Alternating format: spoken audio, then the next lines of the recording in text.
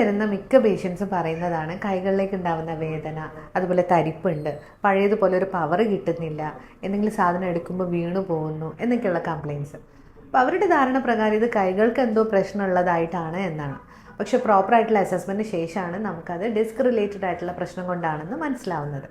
അതായത് നമ്മുടെ കഴുത്തിലൂടെ കൈകളിലേക്ക് സപ്ലൈ ചെയ്യുന്ന ഞരമ്പുകൾക്ക് കംപ്രഷൻ ഉണ്ടാകുമ്പോഴാണ് നമുക്ക് ഈ ഒരു സിംറ്റംസ് ഒക്കെ കാണുന്നത്.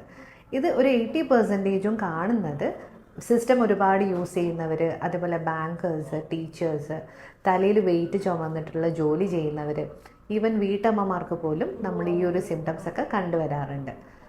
ഈ ഒരു സിംറ്റംസ് കണ്ടു തുടങ്ങിയാൽ അത് വേഴ്സ് ആവുന്നതിന് മുന്നേ തന്നെ പ്രോപ്പറായിട്ടുള്ള അസസ്മെൻറ്റും ട്രീറ്റ്മെൻറ്റും എടുക്കുന്നത് വളരെ അത്യാവശ്യമാണ്.